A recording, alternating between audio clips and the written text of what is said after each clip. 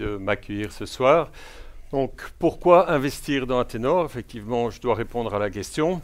Essayez de vous convaincre. J'ai pris 4 arguments importants et certainement ceux qui parlent de la stratégie, puisque j'ai bien compris tout à l'heure que c'était les éléments importants que vous veniez chercher ici. Alors, notre stratégie de promoteur immobilier.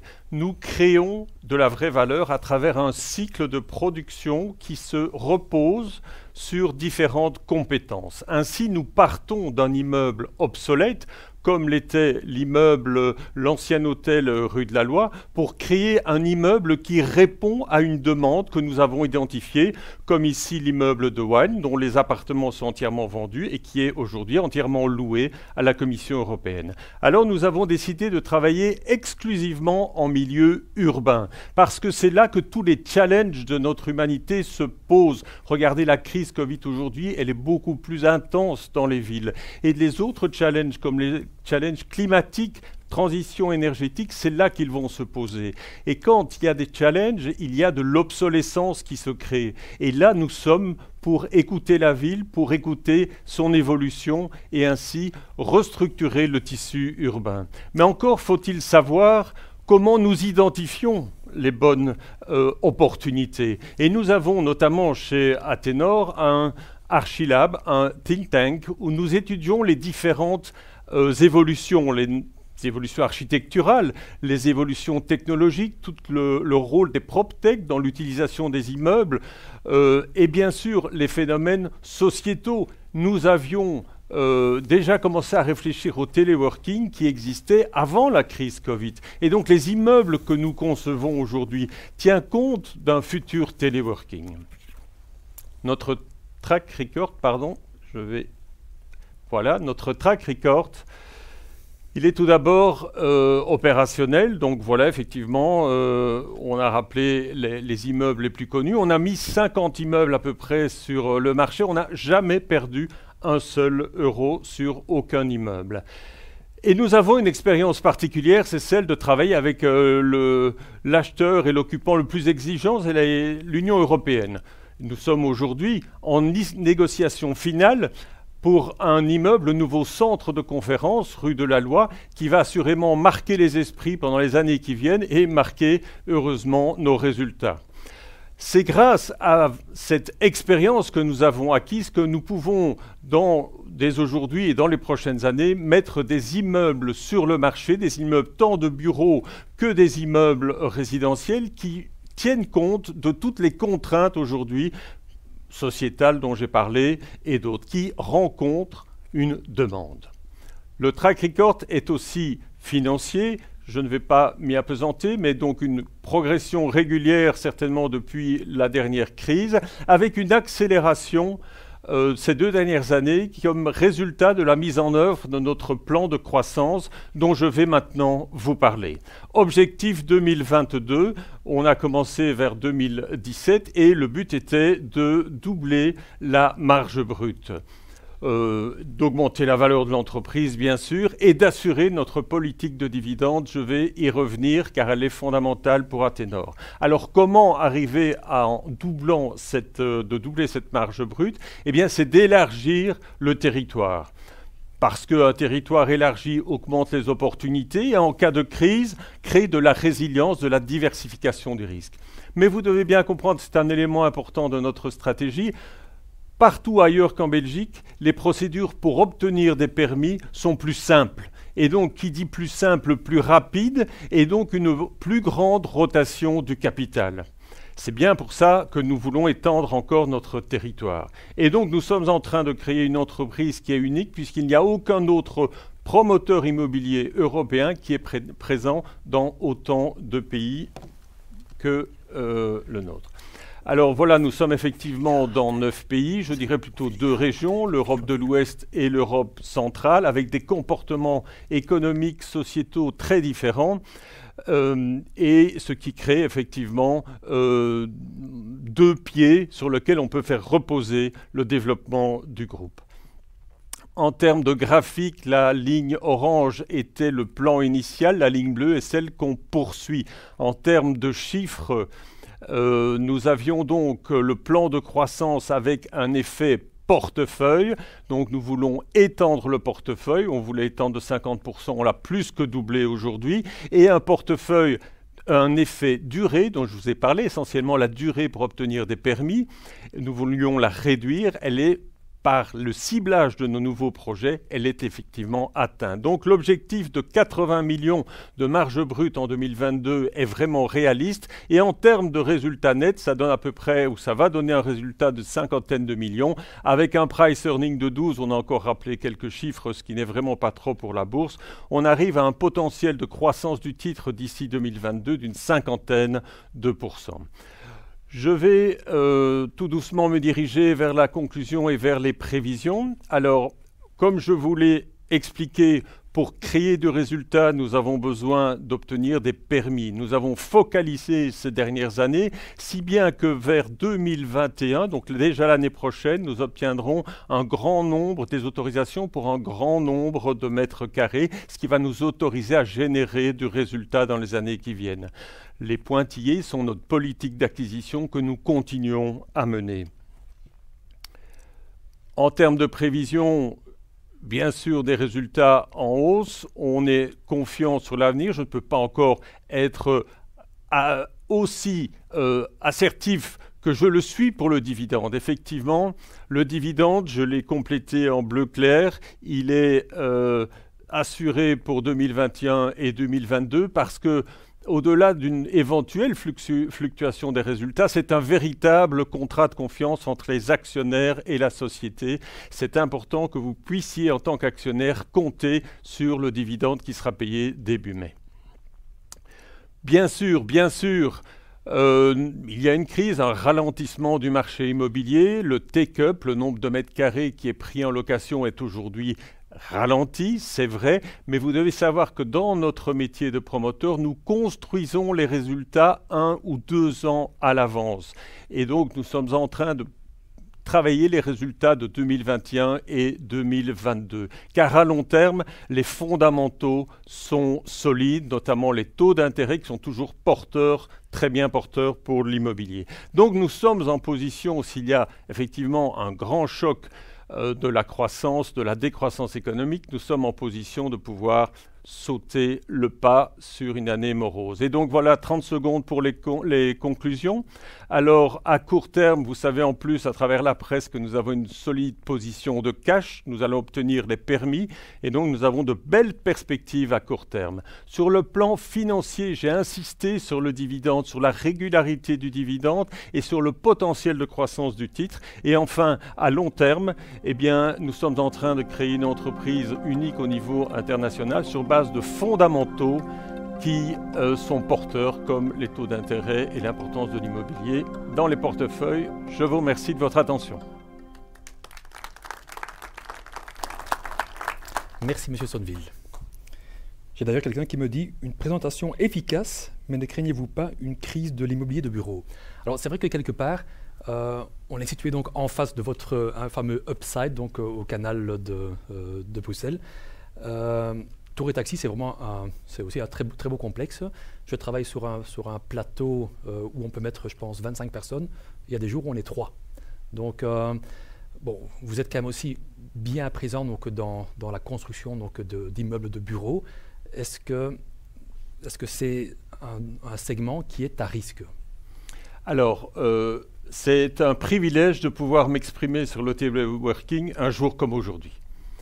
Il est clair que nous sommes dans une crise qui frappe tout le monde dans des différents secteurs et que quand on est au cœur de la crise, je pense qu'il ne faut pas, on peut converser, on peut réfléchir, mais ne pas tirer des conclusions à long terme et qui ne seraient pas immuables. On est vraiment au cœur de la crise, il faut voir ce qui se passe et ne pas tirer des conclusions telles que sera les bureaux après la crise. Alors, le téléworking, il existait déjà avant. Donc, ce sera une évolution, mais sûrement pas une révolution. Comme je l'ai expliqué, on avait déjà anticipé et la vie au bureau, elle est évolutive. Bien sûr, le Covid a accéléré les choses, mais elle était déjà évolutive et elle est constamment évolutive de plus en plus. Alors, comme de par ma position, je reçois beaucoup de sondages de toutes sortes, notamment sur le téléworking, et je peux vous dire que les résultats des sondages ont vraiment évolué entre le mois d'avril et le mois de septembre. Mois d'avril, 5 semaines de soleil, on découvre vraiment très fort le téléworking, c'est vraiment super pour tout le monde, on n'est plus dans les embouteillages. En septembre, je crois qu'il y a à peu près 60% des gens qui arrivent à la conclusion « Mon bureau m'a manqué, j'ai besoin de collègues, j'ai besoin, les critères sont différents, mais j'ai besoin d'un environnement stimulant, j'ai besoin de pouvoir faire une césure entre le travail privé et la vie privée et le travail. » Et donc, voyez-vous, pour arriver à la réflexion que je veux vous livrer aujourd'hui, bien, sans doute que le téléworking va faire partie du bureau de demain. Mais les bureaux vont rester le lieu où va s'exprimer la culture d'entreprise. La chasse au talent reste une préoccupation pour les chefs d'entreprise. La cohésion globale, la culture, la créativité, les études à faire, la communication informelle, une forme de contrôle, pas le contrôle de l'emploi du temps, le contrôle de l'information est essentiel. Le rôle de la machine à café a pris un énorme rôle. Donc, quand on met toutes ces choses bout à bout, il est évident que les bureaux, dans leur organisation intérieure, vont être rénovés, vont devoir se changer. Ça, c'est tout à fait certain. Mais est-ce qu'il est facile aujourd'hui de louer encore des espaces de 10, 15, 20 000 mètres carrés, ou est-ce que vous devez vous orienter vers des plus petites surfaces louées à différents locataires? Alors, nos immeubles, de toute façon, sont conçus sur base de la flexibilité. Il est clair que quand on s'adresse à l'Union européenne, il n'est pas sûr en début de projet qu'on va pouvoir louer à l'Union européenne. Et donc on doit toujours concevoir un immeuble flexible qui peut accepter différentes entreprises dans sa globalité. Ce qu'il est important de dire, c'est que notre métier est de faire des immeubles neufs. Donc je peux imaginer, je peux partager le point de vue que le nombre de mètres carrés occupés va diminuer, mais ce sont les vieux mètres carrés qui vont être abandonnés, sans doute les mètres carrés en banlieue, mais les nouveaux bureaux vont être recherchés. Et pourquoi? Parce qu'il y a un trend qu'il ne faut pas oublier, c'est qu'avant la crise sanitaire, on parlait d'une crise climatique, et que l'immobilier est responsable des émissions carbone entre 30 et 60% selon les critères qu'on prend et selon les effets directs et indirects. Et donc dès lors, n'oubliez pas qu'après le Covid, il y aura toujours cette crise climatique. Il y aura toujours des entreprises qui, même si elles louent un peu moins de mètres carrés, vont rechercher des nouveaux bureaux, placés peut-être près des gares, comme Athénor le développe, près des moyens de communication. Et donc c'est bien pour ça que chez Athénor, nous ne sommes pas inquiets de la crise, nous sommes attentifs, mais nous concevons des produits pour l'après-crise. Mais on voit quand même malgré tout, et je vois une personne qui marque un point, donc on voit tout récemment que le projet NEO, au Heysel, a été abandonné. Donc est-ce qu'il y a d'autres projets, donc des risques de résiliation de projets? Le projet NEO, d'abord on se situe à Bruxelles, je répète que c'est quand même pour l'instant 20 à 25% de notre activité à Bruxelles, donc nous sommes au niveau européen, donc il ne faut pas vouloir réduire Athénor à ce qui se passe à Bruxelles. Néo, c'est de l'événementiel, on n'est absolument pas dans l'événementiel. Alors, au contraire, il y a un besoin, donc pour parler de Bruxelles, il y a des 12 zones prioritaires qui sont retravaillées par le pouvoir politique pour y développer des villes mixtes, exactement ce que Athénor travaille, à savoir des bureaux, du logement, un peu de commerce de proximité et des espaces publics de qualité. Ça, c'est la stratégie d'Athénor et je peux vous dire que spécialement Bruxelles, mais dans d'autres villes aussi, les pouvoirs politiques travaillent activement parce qu'il faut rendre une ville durable à long terme et viable à court terme en crise. Et pour ça, il faut que l'espace public et que le tissu urbain évolue. Et c'est justement notre métier, et c'est la partie la plus enthousiasmante de notre métier, c'est de suivre les villes, de voir les crises et comment un promoteur urbain peut répondre à des changements qui sont, et je suis d'accord, qui sont inévitables et réels. Ok. Je vais déjà demander à la régie au fait de lancer le vote. Je vais encore vous poser donc une ou deux questions. Donc vous avez une bonne minute pour faire votre vote. Une personne demande donc pourquoi vous ne pouvez pas donc confirmer déjà le dividende pour 2020. On va dire que le résultat semestriel suffit déjà donc à payer le dividende. Je précise donc. En droit, c'est une proposition du Conseil qui est votée par l'Assemblée générale, mais je peux quand même vous dire, étant dans le Conseil et étant actionnaire, que je peux confirmer que ce dividende que j'ai montré sera proposé à l'Assemblée générale et que les actionnaires de référence voteront pour. Donc c'est vraiment un grand luxe que nous avons chez Athénor, de pouvoir déjà 6 mois, où je confirme quand même celui de 2022 aussi, parce qu'il y a une volonté, il y a ce contrat de confiance qui est important. Et pour moi, en tant qu'actionnaire, c'est important de savoir que je peux compter sur ce dividende. Et en tant que gestionnaire, c'est vraiment très précieux de savoir que je peux le proposer aux actionnaires. Et donc là, il y a vraiment une relation de confiance. Donc je peux effectivement répondre positivement à la question qui m'est posée.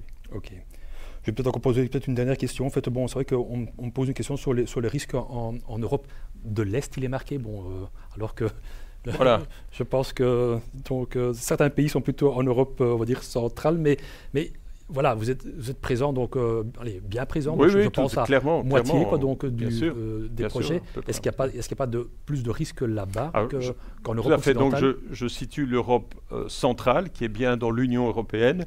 Je ne travaille pas en Ukraine, je ne travaille pas plus à l'Est. On travaille en euros, même si ce ne sont pas les devises locales, c'est la devise avec laquelle on travaille, on est payé, ce sont des euros. Donc tous ces risques-là n'existent pas. Le risque politique, je répète, c'est dans l'Union européenne. Les premiers articles de l'Union européenne sont effectivement des valeurs humaines et de respect des droits qui sont incontournables. J'ai des équipes locales, une dizaine de personnes dans chaque pays, et je peux vous dire, j'y vais depuis 12-13 ans maintenant régulièrement. Ce ne sont pas des personnes qui sont écrasées par un poids d'un communisme, absolument pas. Ce sont des pays très dynamiques. Et je vais vous dire que ce qu'on lit dans les journaux, je vois qu'il y a un décalage entre ce qu'on lit les journaux d'ici et ce qui se passe là-bas. Mais ce qui est sûr, c'est que les entreprises multinationales, elles, ne se sont pas trompées. Et elles investissent massivement dans ces pays. C'est d'ailleurs pour ça que l'immobilier tourne bien. Tous nos clients, les locataires, sont des entreprises multinationales qui désinvestissent un petit peu en Europe de l'Ouest et qui investissent là-bas. Et le mouvement aujourd'hui de développement de ces pays est soutenu par des multinationales et qui, je pense, ne se trompent pas dans leur investissement et qui ne courent pas plus de risques qu'ailleurs. Ok. J'ai peut-être une dernière question. Enfin, je vous suis personnellement, quoi. Donc, j'aurais bien voulu, à la limite, savoir. Donc, vous avez dit donc lors de vos chiffres semestriels que certains projets pourraient être éventuellement reportés de 2020 à 2021 ou 2021 à 2022. Est-ce qu'il y a déjà une idée de comment ces projets, éventuellement de vente, évoluent? Écoutez, dans une communication, je me dois d'être prudent et je me dois de dire le type de risque. C'est-à-dire qu'effectivement, quand on est promoteur immobilier, que l'administration est fermée pendant le mois d'avril, on peut dire il peut y avoir des retards de permis. Maintenant, avec un portefeuille de 30 projets et la manière active dont nous gérons et dont nous avons fait progresser nos activités aujourd'hui, si je dois encore, par transparence, lister le type de risque, si je dois alors maintenant y attacher une probabilité, je pense que cette probabilité-là est faible. Ok. Merci bien, Monsieur Sonneville. Merci à vous. Voilà, on va tout doucement. Donc, oui, vous pouvez l'applaudir, bien entendu. Merci. Je vais demander donc à la régie donc, de montrer donc, le score d'Athénor qui avait 44% de oui avant le pitch. Et vous êtes passé à 65%. Donc, bravo, Monsieur Sonneville. Bravo.